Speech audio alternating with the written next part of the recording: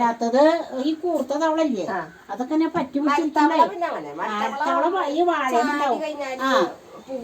അത് അപ്പൊ എനിക്കിങ്ങനെ ഉറപ്പാവുക. അപ്പൊ ഞാൻ സുബൈദനെ വിളിക്കും. സുബൈദ ചില ദിവസം വന്നിട്ട് അതിനിങ്ങനെ പിടിച്ചിട്ട് അങ്ങോട്ട് വലിച്ചു ഇങ്ങനെ ആട്ടോ അത് പൊക്കോട്ടെ ഉഷയിച്ച് അതിന് കൊല്ലൊന്നും വേണ്ട അങ്ങനെ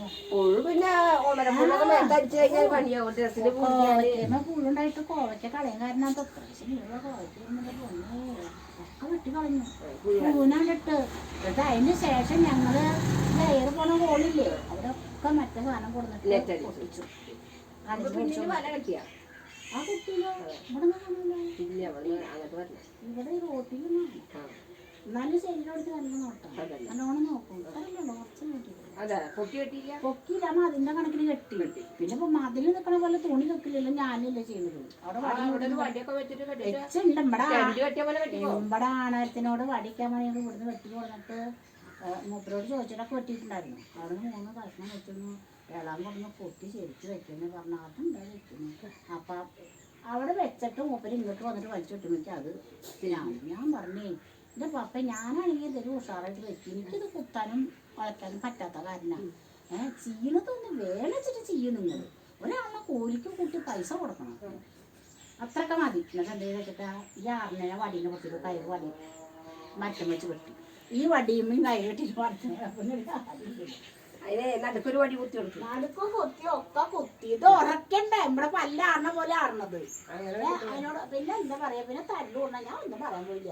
കുറെ ഞാൻ കുടിക്കാണെങ്കിൽ നിൽക്കാൻ വയ്യ, തല ചുറ്റി തുടങ്ങി, ശബ്ദിക്കാൻ വന്നോളൂ. ഞാൻ പോയിട്ട് അവിടെ കൊടുക്കുന്നതൊക്കെ ചെയ്തതിന് ശേഷം അടിച്ച് വൃത്തിയാക്കിയൊക്കെ ചെയ്തു. അതത് ചെയ്തിട്ടില്ല. 10 മീറ്റർ മേടിച്ചു. അത് ഒറ്റ വരില്ലല്ലോ. 750.